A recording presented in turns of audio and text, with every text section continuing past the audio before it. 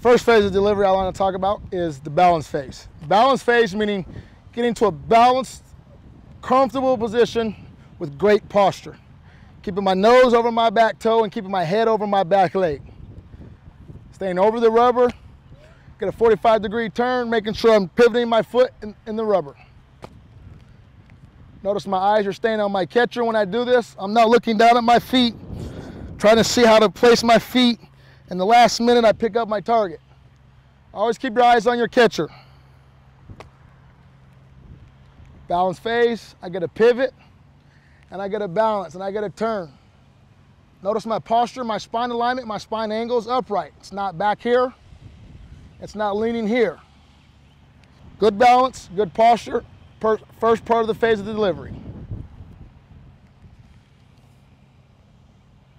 I want to focus on being able to put my back pocket right on my catcher. I want to make sure my front hip is closed, my knee, my ankle, and my shoulder. 4 points. If I were to put a point here, point here, point here, point here, those stay locked en route to my target. Now my balance position here takes me into my stride phase. I have an imaginary string from my knee to my glove. For your younger kids, you want to think string puppet. If my knee goes down, my hands follow. Same time. You want rhythm, timing, hand separation. So when my leg goes down, my gloves follow. I want to cover up my back leg. That gets me back on target on my center line, straight to my catcher. Balance, stride, towards my target. Notice my weight is back. It's not forward. My glove's not flying open. My elbow's not below my shoulder. Balance, stride, throw. Find a good, comfortable rhythm, timing sequence that works for you, hand separation. What you're looking for is the arm to be up in a powerful position by the time your front foot hits the ground.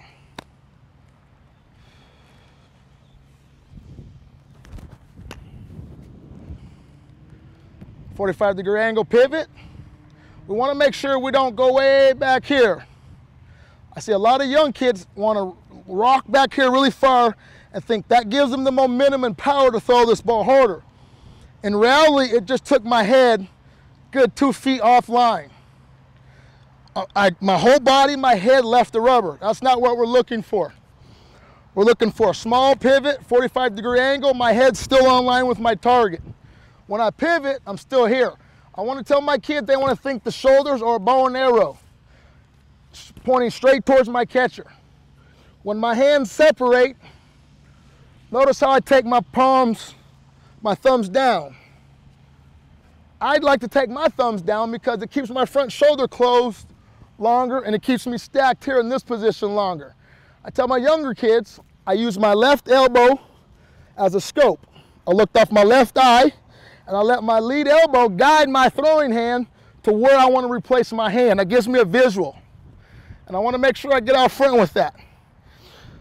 Always keeping the wrist back behind the ball, staying through the baseball, getting good wrist snap, good fingers. A good wrist snap makes a good pitcher out front. Balance. Start my separation. Stride. Like to keep my glove up in front of my face. Now, you're going to see this a lot. A lot of guys like to go this way.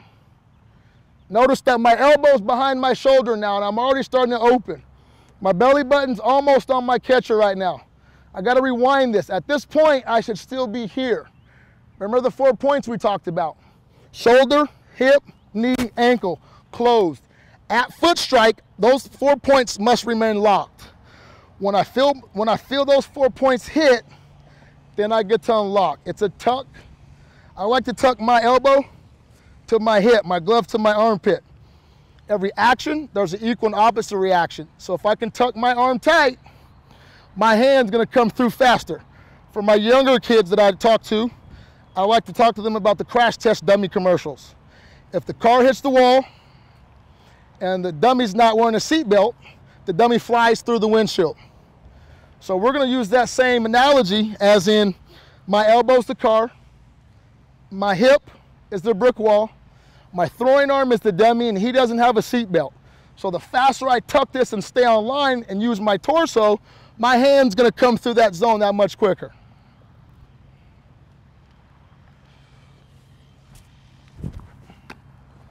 Now let's talk about delayed shoulder rotation.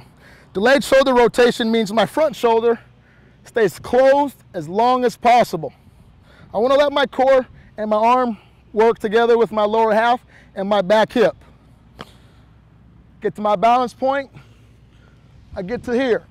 Delayed shoulder rotation means my front shoulder's not open yet. It's still closed. My throwing shoulder is far away from my front hip right now. Now I can maximize my core and still fire this ball on line. Ready, Gabe?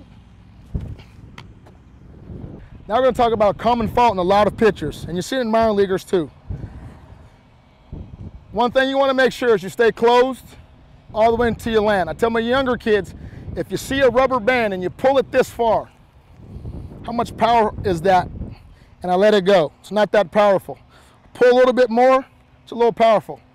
I get as much as I can, and it's very strong. I stretch it to its limit, and then it's ready to explode. You'll see a kid get to his balance point. You'll see him fly open before he even lands. Remember, now my belly's already on my target. My front shoulder's facing towards first base. My arm's away from my head. I'm going to have release point issues. I just lost command. I just lost velocity. And I put a lot of wear and tear on my elbow and my shoulder. That's a red flag in the delivery, but it's very fixable. There's a lot of drills to fix that. I'll show you one more time.